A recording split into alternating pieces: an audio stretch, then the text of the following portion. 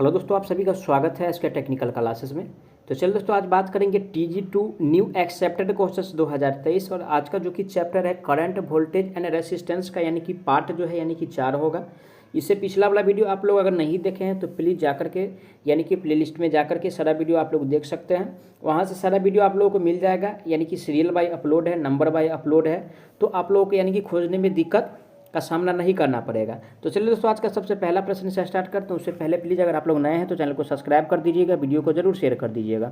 आज का सबसे पहला प्रश्न दिया हुआ है, विद्युत का सर्वोत्तम यानी कि चालक कौन सा है। तो कॉपर तो विद्युत का चालक है ही, साथ ही साथ सिल्वर भी चालक है और एल्युमिनियम भी चालक है और लोहा भी चालक है। तो देखिए, सबसे अच्छा पूछ रहा है यानी कि सर्वोत्तम पूछ रहा है। तो सबसे अच्छा जो अकॉर्डिंग टू ऑप्शन के हिसाब से देखा जाए तो सबसे अच्छा यानी कि सिल्वर है।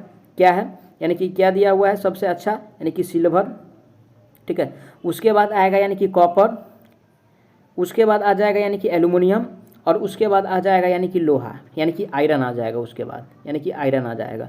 तो सबसे अच्छा जो है यानी कि सिल्वर है, सबसे खराब जो ऑप्शन के हिसाब से अगर देखा जाए तो लोहा दिया हुआ है। तो सर्वोत्तम वाला पूछ रहा है, तो सबसे अच्छा चालक सिल्वर हो जाएगा, जो कि बी में दिया हुआ है। राइट आंसर की बात किया जाए ऑप्शन इसका बी सही हो जाएगा।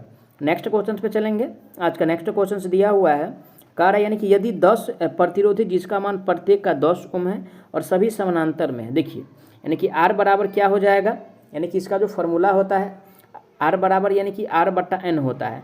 तो इसमें यानी कि R की संख्या यानी कि 10 है और N का संख्या भी 10 है। अगर इसको काटते हैं समानांतर के केस में, इसलिए अगर समानांतर में नहीं रहता तो अदर फार्मूला को अप्लाई करते, प्लस वाला हो जाता, ठीक है ना, बट्टा वाला नहीं होता। तो यानी कि 1 आ रहा है और 1 ओम होगा, ठीक है ना। ऑप्शन किस में दिया, 1 ओम। ए में कह रहा है 10 ओम, 10 ओम नहीं होगा, नहीं 100 ओम होगा, ना 1000 ओम होगा, ओनली फॉर 1 ओम जो दिया हुआ है सी में दिया है। राइट आंसर इसका सी सही हो जाएगा।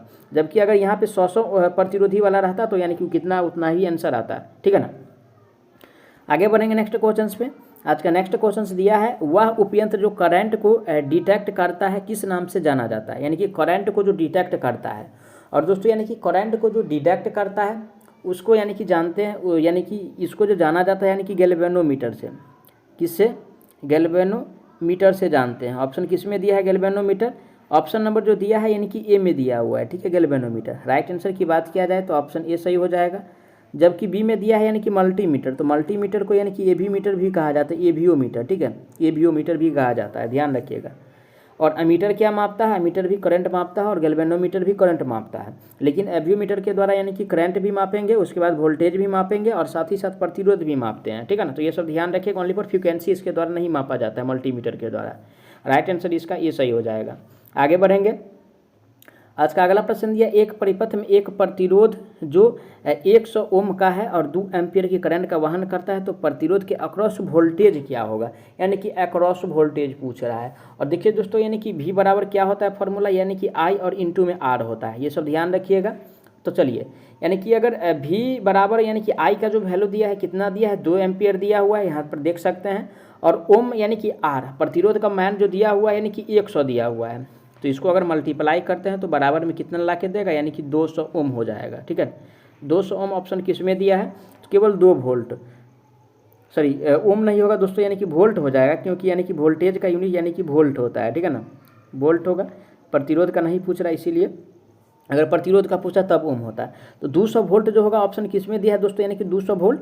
ए बी में कह रहा है यानी कि 20 वोल्ट, तो 20 वोल्ट नहीं होगा। सी में कह रहा है 200 वोल्ट, तो राइट आंसर जो होगा ऑप्शन इसका सी सही हो जाए, क्योंकि 200 वोल्ट आया हुआ है सॉल्व करने के बाद। आगे बढ़ेंगे नेक्स्ट क्वेश्चन पे। नेक्स्ट क्वेश्चन दिया, इनमें से किसका यानी कि लगभग 0 प्रतिरोधी ताप गुणांक होता है, यानी कि लगभग कह रहा है, ठीक है ना। तो ए में कह रहा है पोर्सेलिन का, बी में कह रहा है चांदी का, सी में कह रहा है कार्बन का, डी में कह रहा है यानी कि मैग्नीन का। और देखिए दोस्तों, यानी कि प्रतिरोध का ताप गुणांक जो लगभग 0 के बराबर होता है, ये होता है आपको यानी कि मैग्नीन का। किसका होता है, मैग्नीन का होता है, ठीक है। ऑप्शन किस में दिया है, मैग्नीन का, तो ऑप्शन नंबर डी में दिया है मैग्नीन। राइट आंसर की बात किया जाए तो ऑप्शन इसका डी सही हो जाएगा। चलिए आगे बढ़ते हैं। आज का अगला प्रश्न दिया हुआ है, इनमें से सभी वाट के तुल्य है किसको छोड़कर। यानी कि वाट के तुल्य है लेकिन किसको छोड़कर। तो ऑप्शन पढ़ेंगे, ऑप्शन ए में दिया हुआ है यानी कि एम्पियर स्क्वायर यानी कि ओम, ठीक है ना, एम्पियर स्क्वायर ओम, ये तो होता है वाट के तुल्य। बी में है जूल प्रति सेकेंड, ये भी वाट के तुल्य होता है। और एम्पियर गुणे वोल्ट, ये भी वाट के तुल्य होता है। तो यानी कि सभी जो है यानी कि जो दिया हुआ है दोस्तों, तो यानी कि इनमें से सभी वाट के तुल्य हैं, किसी को छोड़कर नहीं है, तो यानी कि सभी को छोड़कर समझिए। ऐसा क्वेश्चन में तो कुछ कन्फ्यूजन वाला है, यानी कि कन्फ्यूजन है नहीं, लेकिन अगर पढ़िएगा तो कन्फ्यूजन लगेगा। तो ऐसा यानी कि इसका यानी कि राइट आंसर जो होगा ऑप्शन इसका यानी कि डी सही हो जाएगा। ठीक है, चलिए आगे बढ़ते हैं अगला प्रश्न पे। आज का अगला प्रश्न दिया हुआ है, यदि प्रतिरोध श्रेणी में लगे हो, क्या कह रहा है, क्वेश्चन फिर से पढ़ने का प्रयास करेंगे। कह रहा है यदि दो प्रतिरोध श्रेणी में लगे हो, यदि दोनों अलग अलग समान करंट वहन करते हैं, क्या कारण श्रेणी में कह रहा है, तो श्रेणी में यानी कि समान करंट को वहन तो करेगा ही श्रेणी में। बी में कह रहा है दोनों का करंट का योग शाखा में करंट के बराबर हो।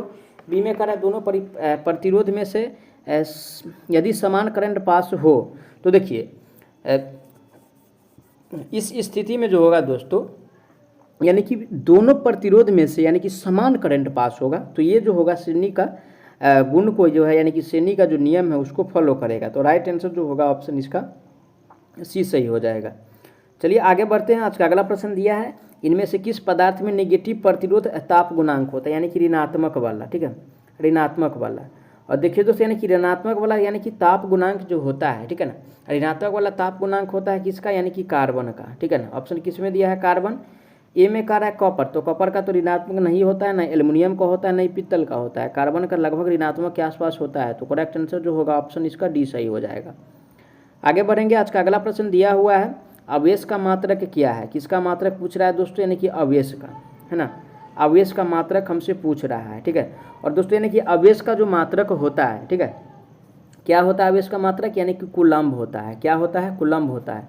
ऑप्शन किस में दिया है, कूलम्ब। तो ए में कह रहा है यानी कि एम्पियर सेकेंड। तो एम्पियर सेकेंड जो है दोस्तों किसका मात्रक है, एम्पियर सेकेंड किसका मात्रक है, तो आवेश का भी मात्रक एम्पियर सेकेंड होता है और साथ ही साथ कूलम्ब भी होता है। तो एम्पियर वोल्ट तो नहीं होता है आवेश का, कूलम्ब तो होता है। तो यानी कि बी, ए और सी, क्या ए और सी जो ऑप्शन दिया हुआ है डी में दिया हुआ है। राइट आंसर की बात किया जाए तो ऑप्शन इसका डी सही हो जाएगा। ठीक है, चलिए आगे बढ़ते हैं नेक्स्ट क्वेश्चन पे। आज का नेक्स्ट क्वेश्चन दिया है, यदि एक प्रतिरोध का मान 0 ओम है तो इनमें से कौन सा रंग होगा। देखिए ऐसा प्रश्न को बनाने के लिए सबसे पहले कॉन्सेप्ट को फॉलो करना होगा, ये इसको याद रखना होगा। BROY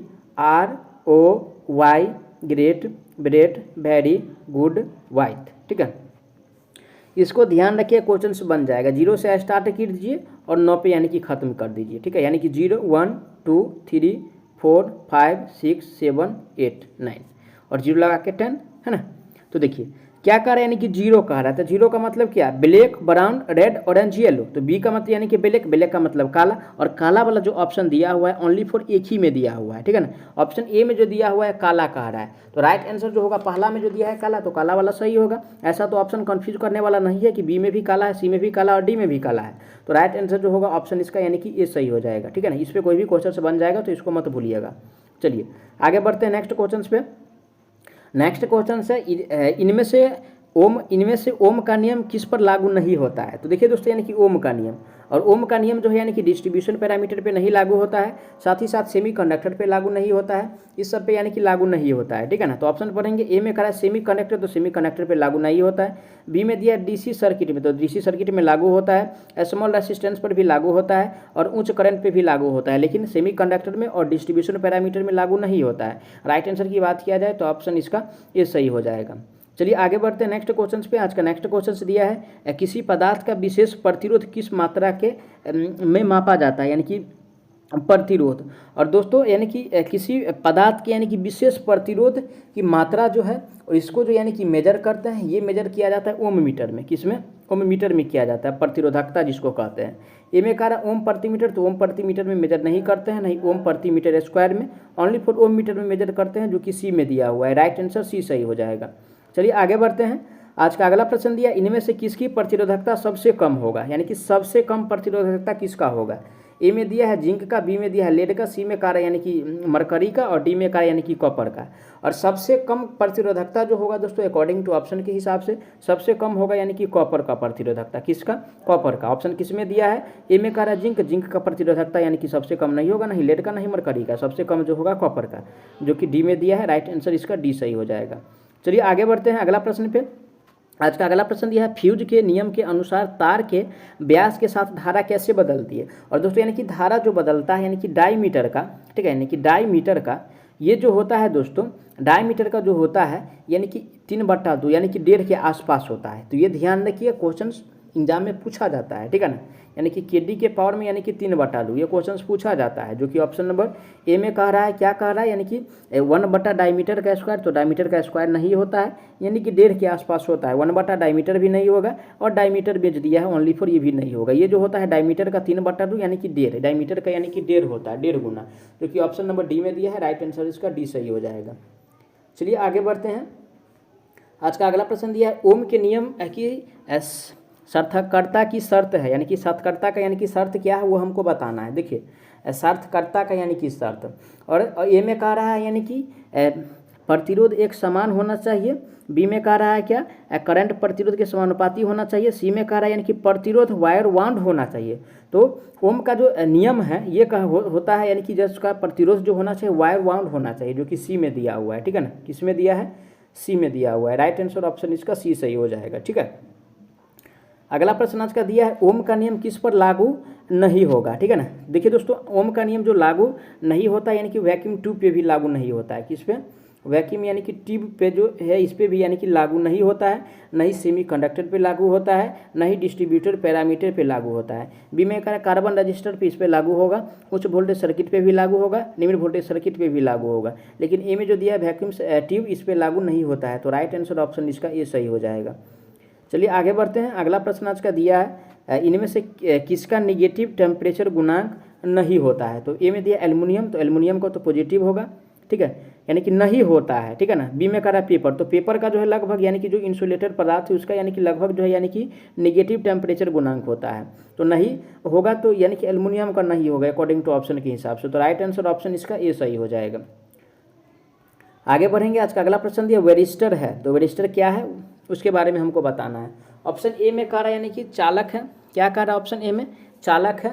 बी में कह रहा है दोस्तों, बी में कह रहा है अरैखिक प्रतिरोध है, क्या है अरैखिक प्रतिरोध, ये तो ठीक है, यानी कि वेरिस्टर अरैखिक प्रतिरोध है। सी में कह रहा है कार्बन प्रतिरोधक है, डी में कह रहा है प्रतिरोधक जिसके ताप गुणांक 0 हो, ऐसा नहीं है। ये जो है दोस्तों वेरिस्टर एक प्रकार का यानी कि अरैखिक प्रतिरोधक है, जो कि बी में दिया है। राइट आंसर ऑप्शन इसका बी सही हो जाएगा। आगे बढ़ेंगे नेक्स्ट क्वेश्चन पे। आज का नेक्स्ट क्वेश्चन से दिया है वेरिस्टर किससे यानी कि बने होते हैं, यानी कि वेरिस्टर जो है यानी कि किससे बने होते हैं, ठीक है ना, वेरिस्टर। और दोस्तों यानी कि वेरिस्टर जो बना होता है ये बना होता है आपको, यानी कि वेरिस्टर जो बना होता है दोस्तों ये बना होता है अर्धचालक से, यानी कि सेमी कंडक्टर पदार्थ से, है ना, सेमी कंडक्टर पदार्थ से। ऑप्शन किस में दिया है, ए में कह रहा है धातु से, धातु से नहीं बनता, नहीं अचालक से बनता है, सेमी कंडक्टर से बनता है, जो कि बी में दिया हुआ है, सॉरी सी में दिया हुआ है। राइट आंसर की बात किया जाए तो ऑप्शन इसका सी सही हो जाएगा। चलिए आगे बढ़ते हैं अगला प्रश्न पे। आज का अगला प्रश्न दिया है फ्यूज की रेटिंग को इसमें व्यक्त किया जाता है, यानी कि किस में व्यक्त करते हैं। तो फ्यूज की रेटिंग को यानी कि एम्पियर में व्यक्त किया जाता है, किस में, एम्पियर में व्यक्त करते हैं। ऑप्शन किस में दिया है, एम्पियर। ए में कह रहा है एम्पियर आवर, तो एम्पियर आवर में व्यक्त नहीं करते हैं। एम्पियर वोल्टेज में नहीं व्यक्त करते हैं। किलोवाट घंटा यानी कि एनर्जी मीटर का है, और एम्पियर में व्यक्त किया जाता है, जो कि डी में दिया हुआ है। राइट आंसर डी सही हो जाएगा।